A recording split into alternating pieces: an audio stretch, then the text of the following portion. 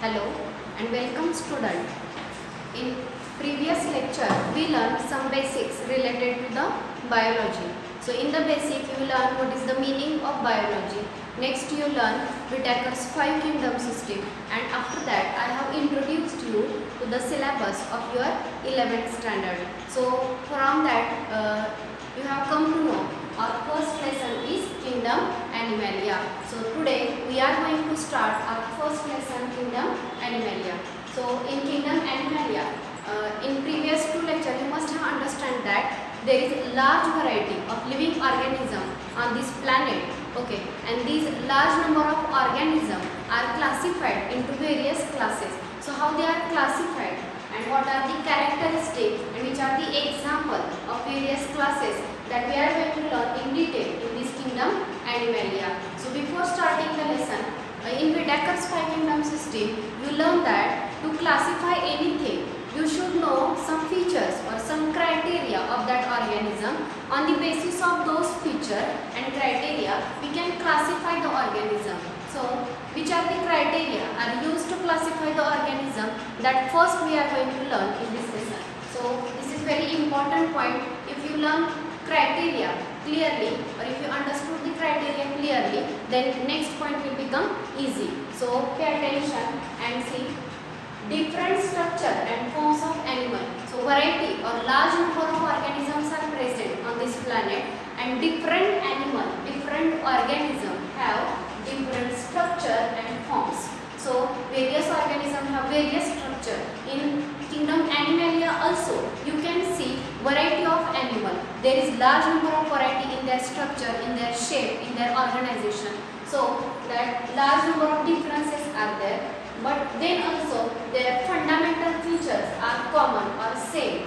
What is meant by fundamental features? See, fundamentally organism though they look different from each other, but basically they are all made up of cell. So some features are fundamental or common in all these living organisms. So which are the common feature and which are the different feature? On the basis of those, we are going to classify these organisms. See, fundamental feature. First one is arrangement of cell. I have told you that all living organisms are made up of cell. So how the cells get arranged? On the basis of that, there are various classes. Second one is body symmetry. Now symmetry means similarity or division of body into two equal parts. It is called as symmetry. So whether body get divided into two equal parts or not, or if it get divided into two equal parts, by which angle, which plane it get divided into two parts. On the basis of that, various groups are made. Nature of coelom. So what is coelom? You will learn in this point. So which type of coelom is there? Pattern of digestive system. Which type of digestive system is there? Circulatory system and reproductive system. So these are the various criteria.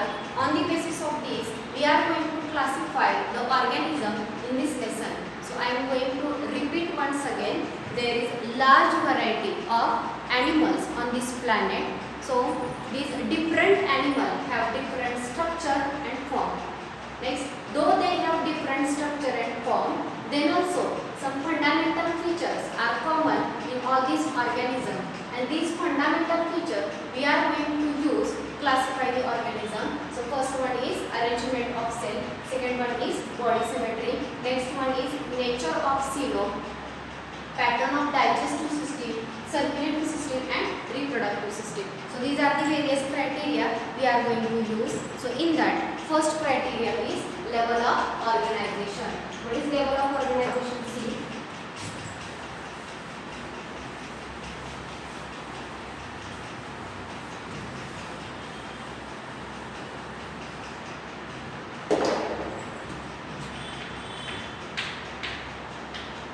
Level of organization.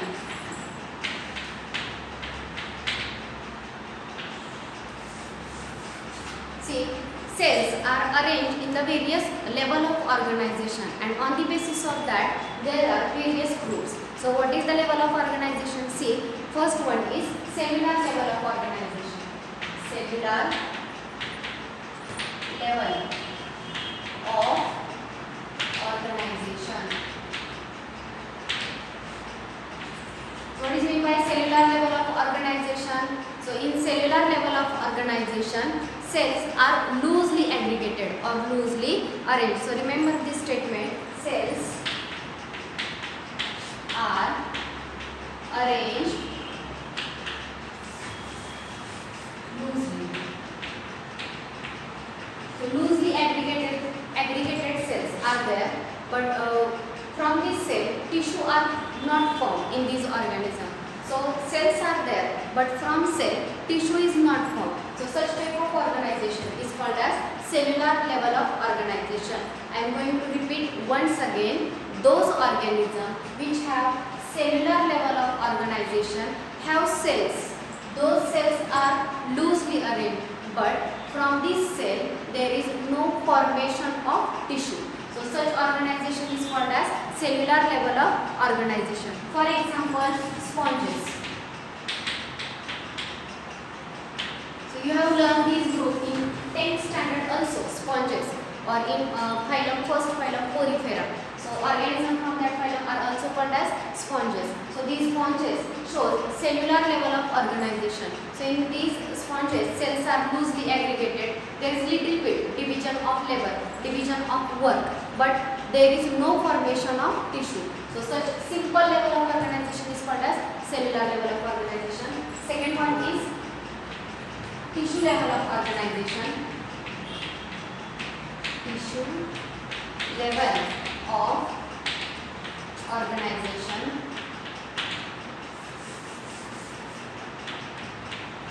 In tissue level of organization, cells are grouped together and cells performing same structure and cells having same structure and same function come together and form a tissue. If such type of organization is there, it is called as tissue level of organization. So cells performing same function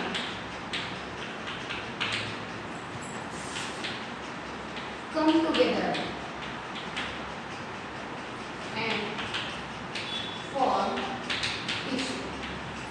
Such level of organization is called as tissue level of organization. So in previous point, if there is cellular level of organization, there are cells, but those cells are loosely aggregated. There is no formation of tissue.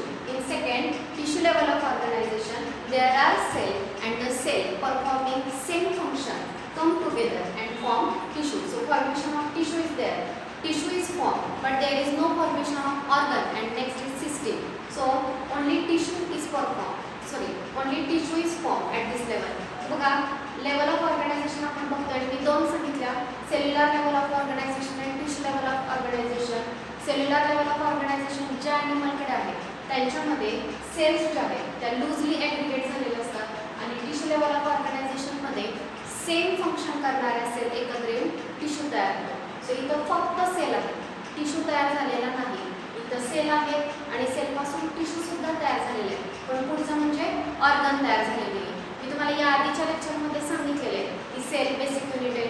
सेलपासून tissue form होतो. From tissue organ is there, after organ system is there, in this way. But in tissue level of organisation there is formation up to tissue. After tissue, organ formation is not there. Now, after the tissue level of organization, next one is organ level of organization. Organ level of organization. So what is organ level of organization? See, tissue are grouped together. Tissue are grouped together. And organs are formed.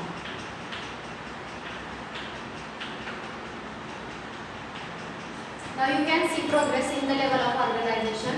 Here in the organ level of organization, such type of organism have cell.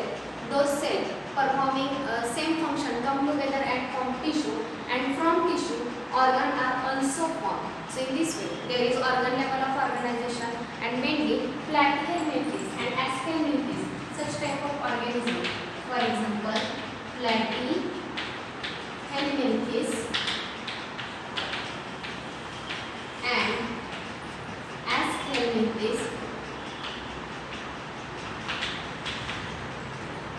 have such type type of organization. So we are discussing level of organization.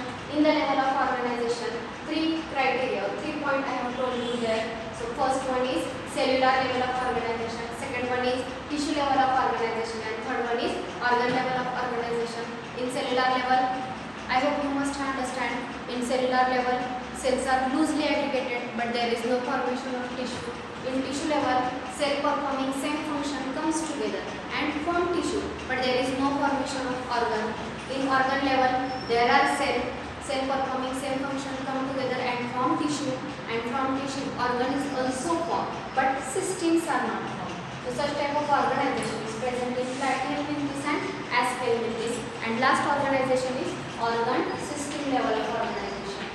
Organ system level of organization. So in organ system level of organization, cells are there. Next, these cells performing same function come together and form tissue. See, basically cell are there. From cell, tissue is formed. After tissue, various tissues come together and forms organ. And these organs are associated in well manner. Organs are associated to form system. It is called as organ system level of organization. So बघा इथपर्यंत लक्षात घ्या. मला आतापर्यंत सांगितलं kingdom ॲनिमॅलिया याच्यामध्ये जे animals आहेत ते आपण वेगवेगळे क्रायटेरिया यूज करून क्लासिफाय करणार आहोत. त्यात फर्स्ट तुम्हाला सांगितलं, फर्स्ट क्रायटेरिया यूज करणार आहोत level of organisation. Level of organisation किती टाइप आहे? 4. First one is cellular level of organisation, second one is tissue level of organization, next organ level of organization, and last organ system level of organization. What is the difference in this organization? In cellular level of organization, cells are loosely aggregated but no tissue are formed. In tissue level of organization, tissue are formed but there is no formation of organ. In organ level of organization, cell are there. From cell, tissues are formed. From tissue, organs are also formed but there is no system. And in organ system level of organization, cells are there. From cells, tissue are formed. From tissue, organs are also formed and these organs are associated to form systems. So various systems are present. And Annelida onwards, example, Annelida onwards, next organism have organ system level of organization. So in your 10th standard also you have learned this classification of animal, and in that topic you have learned various phylum. So I hope you know the name. If you don't know, you have to learn here.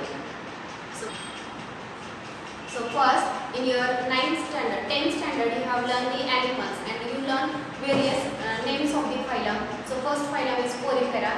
So cellular level of organization is present in Porifera. Next phylum is Coelenterata. In Coelenterata, tissue level of organization is there. So I have not written here, but example of tissue level of organization is Coelenterata. After Coelenterata, organ level of organization is present in Platyhelminthes and Aschelminthes. And in organ system level of organization, Annelida onwards, all organisms have organ system level of organization. See, first of all, you have to remember the name of phylum sequentially, and after that you will remember these points. So which organism have cellular level, which organism have tissue level, and which organism have organ and organ system level. So it is important to remember this point because many times question is asked on this point, which organism have which type of level of organization. So if you don't remember the name of phylum sequentially, now today you have to see the lesson Kingdom Animalia from NCERT and list out the phylum, name of phylum sequentially. So I told you right now, first phylum is Porifera, second phylum is Coelenterata. It is also called, second phylum is Coelenterata and it is also called as Cnidaria. Third phylum is Ctenophora. After Ctenophora, next is Platyhelminthes, Aschelminthes, Annelida, Arthropoda, Mollusca, Echinodermata and Hemichordata. So these phylum, 10 phylum, you have to remember sequentially. Then only you will remember the criteria, which organism, which phylum have which criteria. So here we completed first criteria which is used organism or animals. Now second criteria is digestive system.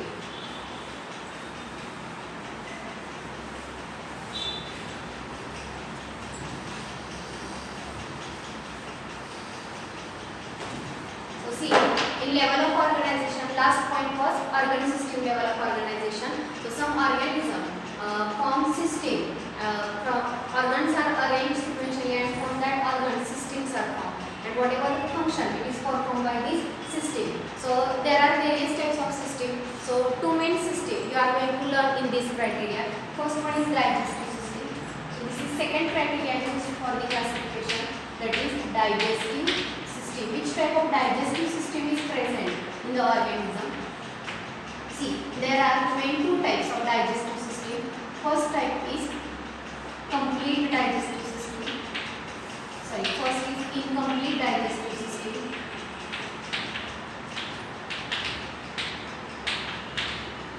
And second one is complete digestive system.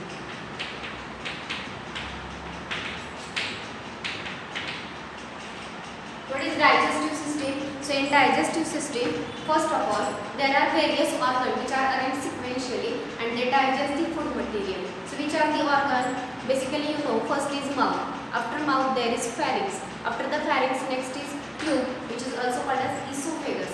After the esophagus, next is stomach. Next is small intestine. I draw here roughly. From mouth, suppose this is one tube and this tube is esophagus. After the esophagus, next is stomach. After the stomach, there is small intestine.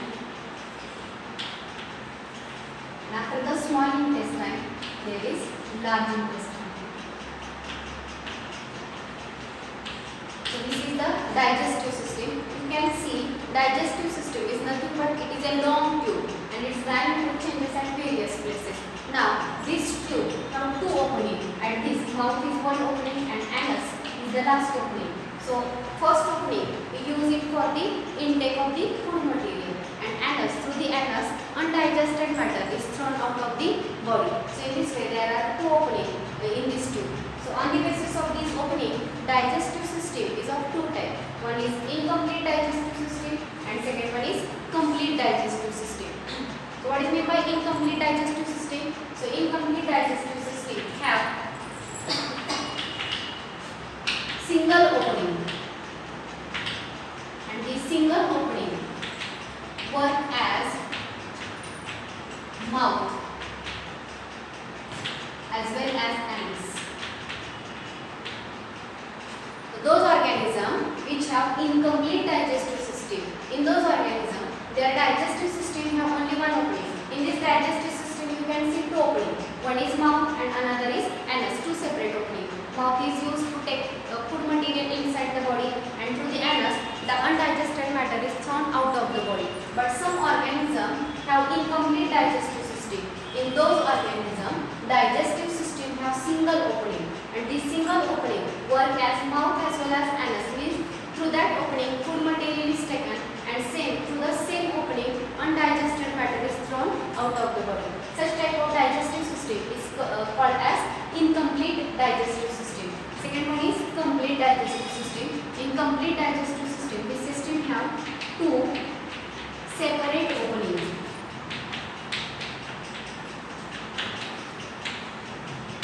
Okay, one opening work as mouth and another opening work as anus. So in complete digestive system, I have drawn over here, there is digestive system which has two separate openings. One opening work as mouth and another opening work as anus. So this is about the digestive system. We are discussing various criteria used for the classification of animals, and first criteria was level of organization, and second criteria digestive system. Now third criteria is circulatory system. So circulatory system we will learn in our next lecture.